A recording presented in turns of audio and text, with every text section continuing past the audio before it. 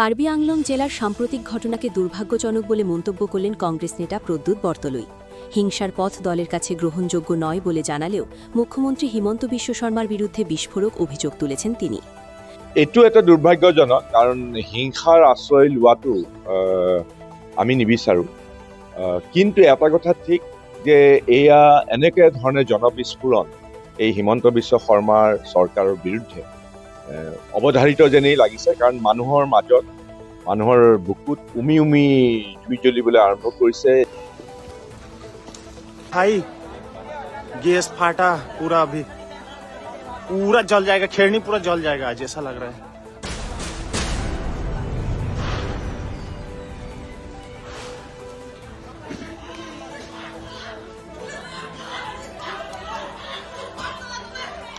কার্বি আংলং জেলার ঘটনাকে কেন্দ্র করে রাজ্য রাজনীতিতে নতুন করে উত্তাপ ছড়িয়েছে। কংগ্রেস নেতা প্রদ্যুৎ বরদলৈ বলেন, হিংসা কোনোভাবেই সমর্থনযোগ্য নয়। দল কখনোই এই ধরনের ঘটনার প্রশ্রয় দেয় না। তবে তার মতে রাজ্যে যেভাবে দুর্নীতি, ভ্রষ্টাচার ও লুণ্ঠন চলছে তাতে মানুষের মনে ধীরে ধীরে আগুন জ্বলছে। প্রদ্যুৎ বরদলৈ অভিযোগ করেন, কার্বি আংলং, ডিমা হাসাও সহ গোটা আসাম এবং বরাক উপত্যকাতেও শাসক দল একটি সিন্ডিকেট ভিত্তিক সমান্তরাল ব্যবস্থা গড়ে তুলেছে। বিভিন্ন সামগ্রীর ওপর তথাকথিত গুন্ডা ট্যাক্স আদায় করা হয়েছে সরকারি পৃষ্ঠপোষকতায়। ইমান দুৰ্নীতিপৰায়ণ অবাধে তেওঁলোকে লুণ্ঠন চলাইছে।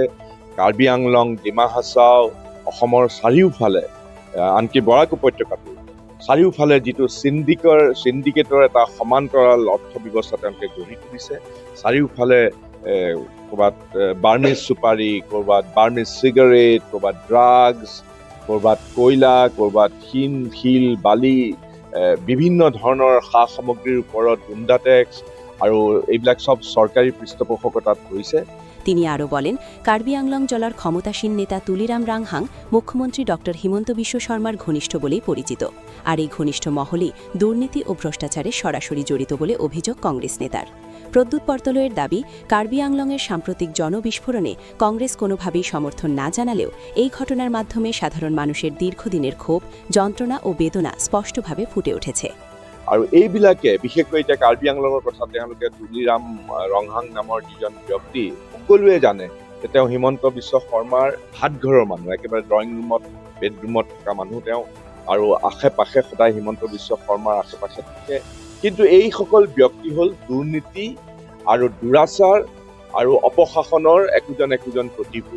গতিকে কাৰ্বি আংলঙত, ডংকামকাত, আমৰেনত যিখিনি জনবিস্ফোৰণ হৈছে, সেইটো স্বাভাৱিকতে আমি কোনেও সেইখিনিক তেনেকুৱা ধৰণৰ কেতিয়াও আমি প্ৰশ্ৰয় নিদিওঁ, হিংসাত্মক কাৰ্যত কেতিয়াও আমি সমৰ্থন নকৰোঁ।